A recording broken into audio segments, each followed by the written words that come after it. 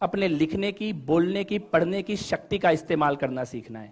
अपनी आइडेंटिटी पे गर्व रखना ही है, क्योंकि हम अकेले हैं पूरे विश्व में। पिछले 2000 साल के इतिहास में हम अकेले हैं जो दोनों राक्षसी शक्तियों के हमले के बावजूद भी ज्यों के त्यों मजबूत खड़े हुए हैं। हम अकेले हैं।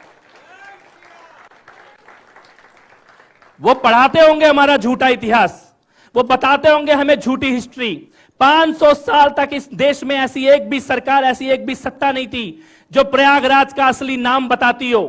500 साल तक इस देश में ऐसा कोई इतिहास लिखने वाला नहीं था जो प्रयागराज का असली नाम बताता हो। लेकिन हमारे माताओं ने, पिताओं ने, हमारे पूर्वजों ने चुपचाप एक जनरेशन के बाद दूसरी जनरेशन को वो सच्चा इतिहास बताया, और 500 साल के बाद आज वो इलाहाबाद कहीं गंगा में बह गया और प्रयागराज बन के खड़ा है। हम अकेले हैं, हम अकेले हैं, हम अकेले हैं पिछले 2000 साल में जिसने इस्लामिक ताकतों के कब्जे में गई हुई जमीन को यह अयोध्या में भगवान श्री राम के मंदिर में ये वापस लेके दिखाया है। हम अकेले हैं, वापस लेके दिखाया है, अपनी भूमि को वापस लेके दिखाया, अपनी पहचान को वापस लेके दिखाया है। और ये केवल अंगड़ाई है। अभी तो हमने केवल आंखें खोली हैं, अभी तो हम उठ के खड़े नहीं हुए हैं, अभी तो हमने चलना शुरू नहीं किया है। और तुम्हें अभी से चाय से और योग से डर लगने लग गया है।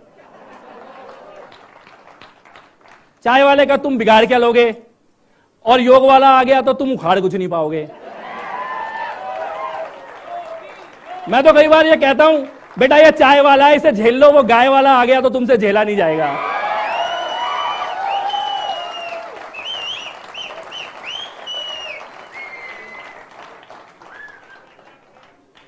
हमारा तो दर्द है, हमारे दिल्ली में गलत आदमी बैठा हुआ है, वरना वो ताहिर हुसैन की कातिल बिल्डिंग आज उसके ऊपर बुलडोजर चल रहा होता।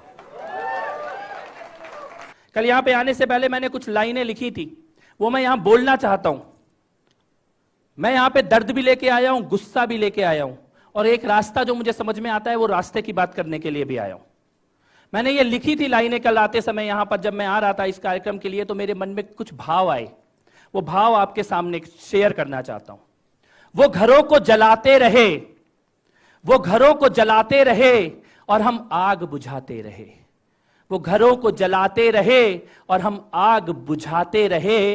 वो फिर भी मासूम बने हैं और हम फिर भी दंगाई हैं। वो फिर भी मासूम बने हैं और हम फिर भी दंगाई हैं। अभी चुप बैठो मेरे दोस्त, अभी चुप बैठो मेरे दोस्त, अभी कुछ ना बोलो। अभी चुप बैठो मेरे दोस्त, अभी कुछ ना बोलो। जलने दो पड़ोसी का घर, जलने दो पड़ोसी का घर। अभी आग तेरे घर तक थोड़ी आई है, अभी आग तेरे घर तक थोड़ी आई है। अंकित शर्मा वो नाले से निकला था, उसका हाथ रस्सी से बंधा हुआ। जिस हाथ में राखी बंधती थी उस हाथ में रस्सी देखी है। जिस हाथ में राखी बंधती थी उस हाथ में रस्सी देखी है। उनकी किताबों में वो आज अंकित था, उनकी किताबों में वो आज अंकित था। लेकिन कल तेरा भी नंबर मेरे भाई है, कल तेरा भी नंबर मेरे भाई है। तू परेशान नहीं है, ये मेरी परेशानी है। तू परेशान नहीं है, ये मेरी परेशानी है। तेरी चुप्पी तेरी मौत का पैगाम लेके आई है। तेरी चुप्पी तेरी मौत का पैगाम लेके आई है। चुप रह सकते हैं क्या? रहना चाहिए क्या? चुप रह के बच पाएंगे क्या? अभी मैं पिछले महीने आया था भाग्यनगर, ये हितेश यहां बैठे हैं, हितेश ने एक कार्यक्रम रखा था। उधर पोस्टर लगा हुआ था, कमलेश तिवारी, चंदन गुप्ता, निकिता तोमर, अंकित शर्मा, रिंकू, राहुल, ऐसे फोटो लगी थी और दो खाली छोड़ दी थी, दो जगह खाली छोड़ दी थी उस पोस्टर में। किसके लिए छोड़ी थी वो खाली? एक आपके लिए और एक मेरे लिए। कोई भी हो सकता है उस जगह पे, कोई भी हो सकता है अगर हम चुप रहेंगे। अगर हम, वो बिल्कुल सही कह रहा था प्रदीप भाई, बिल्कुल सही कह रहा था। अपने हक के लिए बोलना कम्युनल है क्या? अपने हक के लिए बोलना तो आतंकी है क्या?